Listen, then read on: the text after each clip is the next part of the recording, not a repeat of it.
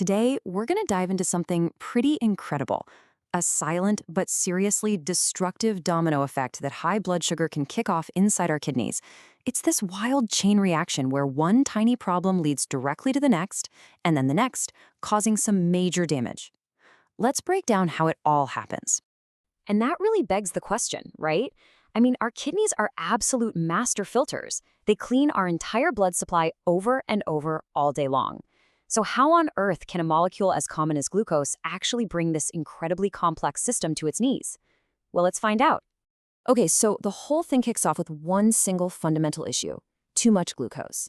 And look, we're not talking about the sugar in the dessert you had last night. This is about a chronic, long-term state of high blood sugar that really sets the stage for everything else that's about to go wrong. And this right here is the key vulnerability.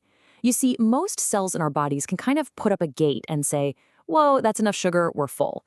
But certain specialized cells in the kidney, your mesangial cells, your podocytes, they just can't. They don't have an off switch. So when blood sugar is high, glucose just floods right in, totally overwhelming them.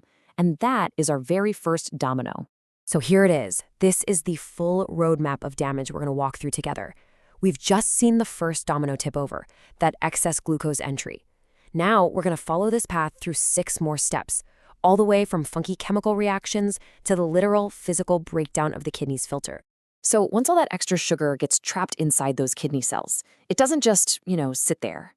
The cell, in a bit of a panic, desperately tries to process it. But in doing so, it accidentally triggers 3 separate and very damaging chemical pathways. The sugar essentially turns toxic. Okay, the first of these pathways creates something with a fitting name: AGEs, which stands for Advanced Glycation End Products. The easiest way to think about this is like molecular caramelization.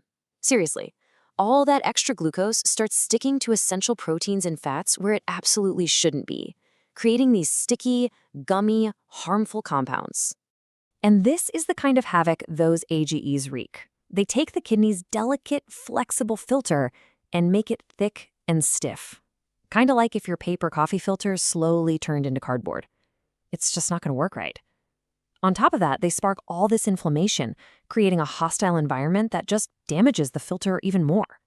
The second chemical domino to fall is the activation of the polyol pathway. Now, this is another route the cell takes trying to deal with this flood of glucose. It converts it into a sugar alcohol called sorbitol. But this supposed solution ends up creating its own set of massive problems. So here's the issue. This sorbitol builds up inside the cell and acts like a sponge, pulling water in with it. The cell literally starts to swell, creating all this internal pressure. And to make things even worse, the process of making sorbitol uses up one of the cell's most important protective molecules, leaving it totally defenseless against further injury. And our third chemical domino, the activation of something called protein kinase C, or PKC. Now, this isn't just a byproduct. This is a powerful signaling molecule. Imagine the high glucose comes in and flips this giant red master switch that powers up a whole factory of damaging processes inside the cell. And once that PKC switch is flipped, it just causes chaos everywhere. It makes the tiny blood vessels leaky, it ramps up the production of molecules that are specifically designed to create scar tissue, and all of this leads to fibrosis, which is just the medical term for permanent, harmful scarring of the kidney. Okay, so up until now, we've been talking about all this chemical damage, stuff happening on a molecular level. Now we need to zoom out and see how all that chaos turns into a massive physical problem for the kidney's filtration system. The entire machine gets put under immense, unsustainable pressure. This state is called glomerular hyperfiltration, and what that means is that the high sugar environment basically forces the kidneys into overdrive. They start filtering blood at a much higher rate, at a much higher pressure than they were ever designed to handle. It's like redlining your car's engine, but for months or even years on end. And this really shows you the difference. In a healthy kidney, everything's balanced, pressure stable. But with high glucose, the vessel letting blood in gets wider, so way too much blood rushes into the filter. This makes the pressure inside just skyrocket, and that sheer physical force starts to shred the delicate capillaries over time. And if you thought that was bad, hold on. As if that wasn't enough, high glucose also activates another critical system, RAS. This is the body's master controller for blood pressure. So when it gets switched on at the wrong time, it's like throwing gasoline on an already raging fire. And this is how RAS just makes everything worse. A key hormone it releases actually constricts the vessel that lets blood out of the filter. So picture this. You've got way too much blood rushing in, and now the exit is being clamped shut. The pressure inside is nowhere to go but up, up, up.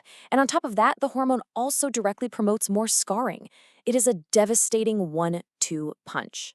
So after all of these chemical attacks, all of this intense physical pressure, we finally arrive at the last stage. This is the breaking point. This is the cumulative result of every single one of those dominoes falling, and it leads to physical, structural failure. This is what the end of the line looks like. The filter membrane itself gets thick and clogged. The cells meant to support the filter actually expand and crowd out the working parts. And worst of all, the critical podocyte cells, that final essential barrier, are lost, and they're gone forever.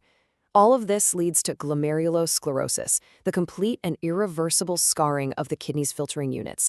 So we've just walked through all 7 dominoes of this process.